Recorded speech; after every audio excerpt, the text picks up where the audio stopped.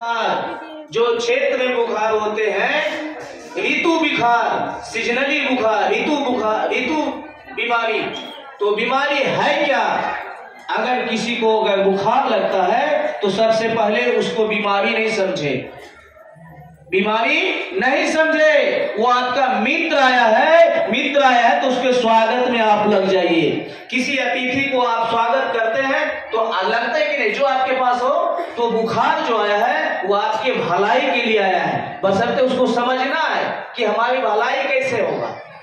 आपको बड़ी बड़ी बीमारियां नहीं हो, बड़ी बड़ी जो लाइलाज हो, जीर्ण असाध्य, मतलब जो ठीक होने वाला नहीं, वैसे बीमारी आपके शरीर में नहीं आए, उसकी सफाई के लिए आता है। सर्दी, खांसी, जड़ा बुखार, लेकिन हम उसको बड़ा बीमारी समझते। बड़ा होता कैसे ये समझाते हैं आपको।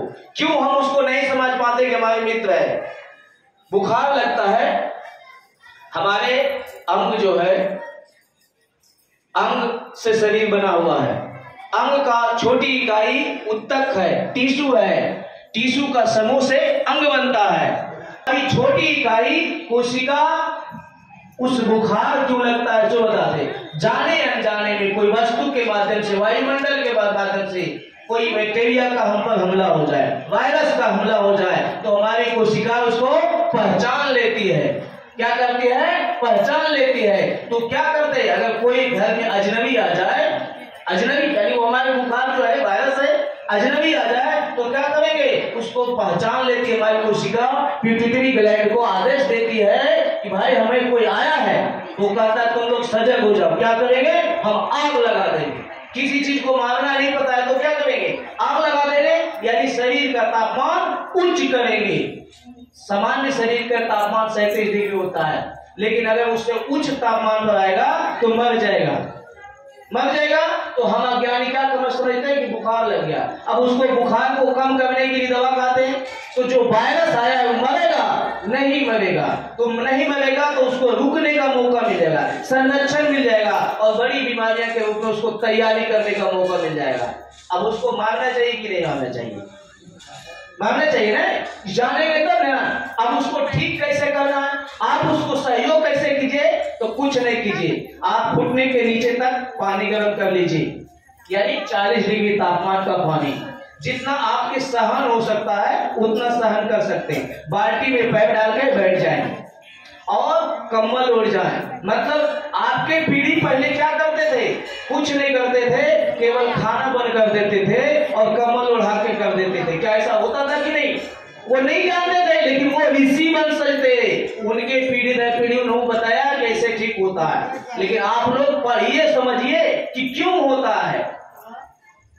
तो उस समय जो है 40 डिग्री तापमान पर हमारा पानी पैर में डाल दें, कंबल ओढ़ ले, और उसके बाद सिप करके 80 डिग्री तापमान का जितना पानी पी सकते हैं, जितना पानी चाय की तरह पी सकते हैं, केवल कुछ नहीं हो, पट्टी लगा लेंगे। और उससे क्या होगा, आपको शरीर का पसीना निकल जाएगा, वायरस मर जाएगा, आधे घंटा बुखार ठीक हो जाएगा। अगर किसी को 12 बजे रात के लगे तो करके देखना, दोबारा सुई गोली की जरूरत नहीं पड़ेगा। क्यों? क्योंकि आपको वायरस मारने में आपने मदद कर दी, उतना तापमान बनाने में आपने मदद कर दिया, शरीर को ज्यादा जो उधर नहीं करना पड़ा, तो इसलिए मर गया। बोली गायत्री माता की बुखार की दवाई खाने की जरूरत पड़ेगा नहीं। अब और उससे अगर है जरूरत तो हम आपको बताते हैं। ये देखिए आपके क्षेत्र की औषधि है, चिंते आप लोग क्या कहते हैं इसको?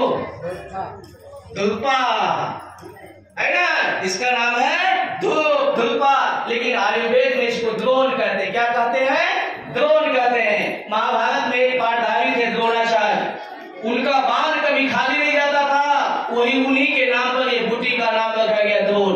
इस बूटी के माध्यम से कोई भी विषधर सांप काट ले तो आपकी मृत्यु नहीं होगी।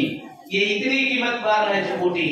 और नेवला जब सांप से लड़ाई करता है तो यही बूटी के पास जाता, इस सीजन में, मैंने सीजनली पौधा, इस सीजन में इसी के पत्ता को खोज कर खाता है और पुनः नाक से लड़ने जाता है। तो इसलिए कहा गया है इसके नाक के बीज को ये भेद नहीं सकता, इसके यानी उसके बीज को सक्षम है ठीक करने में, नाक के बीज को। तो साधारण मलेरिया टाइफाइड को है कि नहीं?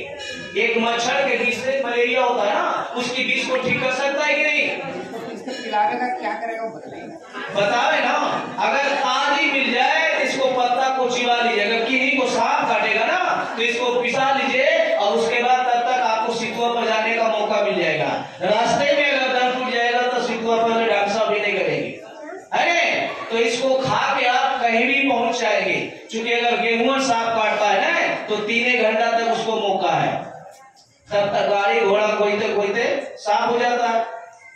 तो इसलिए इसको खा के आप वहां पहुंच सकते हैं और इससे बेहतर बेहतर औषधियां वहां मिलती है। दुनिया में एक पर एक है, तो ये आपके क्षेत्र को जान नहीं जा सकता है। प्राण घातक औषधियां है, प्राण घातक औषधियां में से आपको बचा सकता है। तो ये आपको क्या नाम है? द्रोण पुष्पी। इसके और विस्तार, ये मलेरिया में काम करता है, कैंसर में काम करता है, टाइफाइड में काम करता है, हेपेटाइटिस बी की अद्भुत दवा है। पीलिया रोग को ठीक करने में 3 दिन लगाने में ही काफी है। ये दुनिया की 20 ml ले सकते हैं, 4 चम्मच इसके स्वरस को, इसके पत्ता को रस को 4 चम्मच, थोड़ा इसका काढ़ा बना के 50 मिलीलीटर, 50 मिलीलीटर मतलब एक चाय जितना पीते हैं, 1 कप जो है उसके पौना गिलास खौला के पीना है। अरे और अगर व्यक्ति का इसकी विस्तार करेंगे तो इसी पर पूरा समय ले लेंगे, है तो संक्षेप में भी बताते हैं। और भी बुनिया है, अगर आजकल देखिए शुगर की बीमारी, शुगर वाले व्यक्ति भी इनको पिएंगे तो बहुत अच्छा से काम करेगा। अरे डायबिटीज, मैं बताना चाहता हूँ कि डायबिटीज होता क्यों है, दवाई खाने की जरूरत क्यों पड़ता है ना? इसकी हमारे क्षेत्र में साग बना के खाते आदिवासी, लेकिन आजकल के मैंने तो तीता लगभग पैसे ये साग बना के खा सकता है, सीजनली है और बिना कंपोस्ट का उगता है, अपने आप उगता है। सावन के पहले बरसात में उगता है और जैसी बरसात खत्म हो जाए तो ये भी जाना शुरू हो जाता है। ये 3-4 प्रकार के होते हैं। ये छोटी द्रोण पुष्पी है और श्वेत द्रोण पुष्पी, इसके पुष्प सफेद होते हैं। देहात में इनकी कहावत कहा करते थे, जानते हैं हम लोग? दिल्ली देखा, बंबई देखा और देखा कलकत्ता, दिल्ली देखा, बंबई देखा और देखा शहर कलकत्ता, एक फल ऐसा देखा फलों के ऊपर 2 पत्ता, है ना? जब इनके फल लगेंगे तो 2 पत्ता और निकलेंगे। तो ये हमारे बुजुर्ग कहा करते थे, माता जी के जब कहते थे कहानी को हो तो लगते हैं। और धातु पुष्ट है, ताकतवर है, इसकी जड़ को आप अभी कबाड़ नहीं सकते, कबाड़ नहीं सकते, हिल जाएंगे, लेकिन ये नहीं कबाड़ सकते। देखिए पत्ता को तोड़ के लाना पड़ा, मिट्टी सूख गई, सख्त हो गई, नहीं तो मिश्री के साथ पीसकर पी ले और ये काफी होता है। ये नागमला बूटी है, ये इसके देखिए फल एकदम छोटे छोटे लगते हैं, बहुत कड़े कड़े आकार के होते हैं, तो ये नागमला की बूटी है। तो यहाँ पे मधुमेह को ठीक करने में, धातु कमर दर्द को, और आजकल पुसाद की कमी है तो ये बूटी का सेवन करें, पुसाद आपको लगा दे। अलग बगल होता होगा जो हमारे जंगल के किनारे इसको काट के जलावन धानी छोड़ने के काम करते हैं, लेकिन बीमारी होता तो सुइया गोली लेते हैं। तो इसीलिए आप लोग को हम चिढ़ाने का इसको काम किए हैं, है ना? और देखिए एक तीसरी औषधि, इसको जब छुएगा ना तो आपको बहुत खुश भी लगेगा। आजकल जो है इनको तरह तरह के सेट लगाते हैं ना माथे में, अलग बगल, इसकी पाउडर कर ले और ऐसे रगड़ ले और गाल में लपेट ले, दम दम करेंगे, जने जाने लगेगा बारे गजरा लगाया है। तो ये अति उत्तम और खांसी की दवा है। तुलसी, पंच तुलसी होती है, जिसको हमारे कुछ लोग इनको वन तुलसी कहते हैं, लेकिन ये रामा तुलसी है। ये रामनवमी के दिन पर आया है ना, तो जगन्ना में ये रामा तुलसी है, श्यामा तुलसी है, कपूर तुलसी है, कई तुलसी होते हैं, उसमें ये रामा तुलसी है। ये तुलसी का प्रकार अति उत्तम है। अगर यहाँ झाड़ दे तो दमदम करना शुरू हो जाएगा, इसके बगल से हवा गुजरेगी तो सुगंधित हवा गुजरेगी, तो बहुत अच्छी है। इसको आप लोग शाम सुबह काढ़ा बना के सुबे, अभी आप लोग धान काटेंगे तो सर्दी खांसी जाड़ी बुखार आएगा, उस समय इसको काढ़ा बना के पिए शाम के शाम गुड़ के साथ, तो आपके थकान दूर हो जाएंगे। जी चीनी नहीं देना, चीनी नहीं देना। बहुत अच्छा से बाबा कहे कि चीनी मतलब चिनिया बीमारी, गुड़ बीमारी किसी को सुने कि हुआ है? रावा बीमारी किसी को सुने कि हुआ है? चीनिया बीमारी। चीनी का सूत्र अलग होता है, रावा का सूत्र अलग होता है। इसलिए चीनी घर में जो है जितना से कम हो सके कम हो, लेकिन की कहिए खीरिया बनाओ तो फट जाए, है ना? ये रखो, ये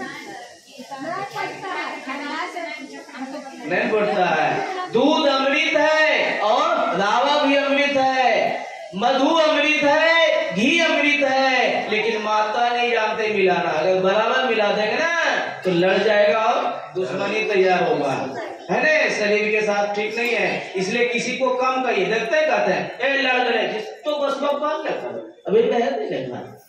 तो एक जब लड़ते हैं तो एक को गुस्सा कम होता है। इसी तरह से पति पत्नी में एक आग है तो एक पानी बनिए, नहीं तो दोनों आग में ये तेल न जलते वो न जलते। जाओ जाइए बांग्ला को पकड़ते रहे।